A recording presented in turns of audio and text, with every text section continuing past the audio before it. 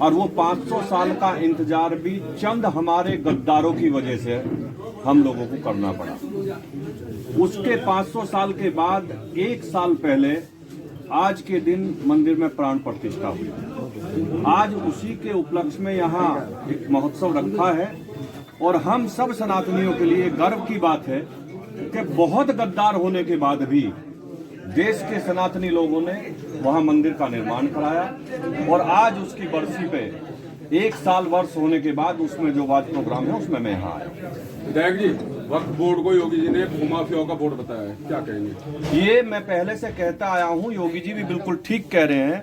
वो भूमाफियाओं का एक गिरोह है, एक गुंडों का गिरोह है, एक इस तरीके के आतंकवादियों का गिरोह है कि जो दूसरे के घरों को कब्जाने का काम करते हैं, दूसरों की जमीन कब्जाने का काम करते हैं। वक्फ बोर्ड जैसी और वक्फ जैसी कोई चीज हिंदुस्तान में नहीं है। वक्फ की अगर कोई जमीन है तो वो पाकिस्तान में होगी, हिंदुस्तान में कोई वक्फ की जमीन नहीं है।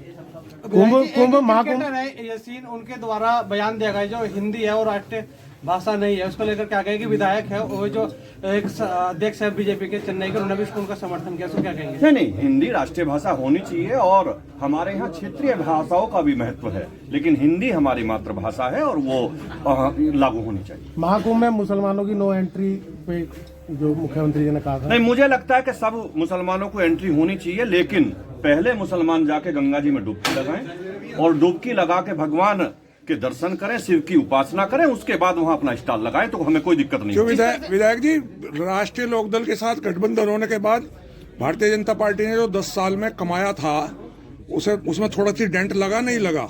अब ये पार्टी का विषय आज यहाँ नहीं है, आज यहाँ मंदिर का विषय है और यात्रा का विषय है, उसी पे बात करेंगे तो अच्छा रहेगा। विधायक जी दावेदारी करें उसके लिए। देखिए, पूरे भारतवर्ष में आक्रांताओं ने सब जगह कब्जे करने का काम किया था, मंदिरों को तोड़ने का काम किया था, राजाओं के किले कब्जाने का काम किया था, गरीब लोगों की जमीन हड़पने का काम किया था। वो किला वास्तव में उसकी जांच होनी चाहिए, एएसआई द्वारा उसकी जांच हो, पुलिस द्वारा जांच हो और प्रशासन द्वारा जांच हो और जांच के बाद किला उन्हीं के पोजीशन में आना चाहिए जिनका है।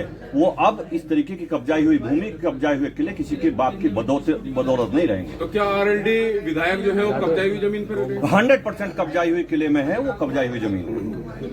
विधायक जी, जिस तरह से मंदिर लगातार निकल रहे हैं मुस्लिम बहुल्य क्षेत्रों से लेकर, उसको क्या कहेंगे? देखिए, एक समय हुआ करता था, मैं पहले से कहता आया हूं, जब आक्रांता इस देश में आए तो आक्रांताओं ने सबसे पहला टारगेट अगर कोई किया वो सनातन को खत्म करना चाहते थे। लेकिन सनातन एक ऐसा धर्म है कि वो दुनिया में कभी खत्म नहीं हो सकता और सनातन दुनिया का सबसे बड़ा धर्म है। उन्होंने खत्म करने की कोशिश की, मंदिरों को तोड़ने की कोशिश की, मंदिरों को दबाने की कोशिश की, लेकिन मैं दावे के साथ एक बात कहता हूं, जो उस टाइम पर दबाने की कोशिश की थी, आज एक एक मंदिर बाहर निकल कर आएगा। एक एक सनातनी आज झूम रहा है और कह रहा है कि मेरी जो आस्था थी आज वो पूर्ण हो रही है, उस पर काम हो रहा है, हर आदमी इससे खुश है।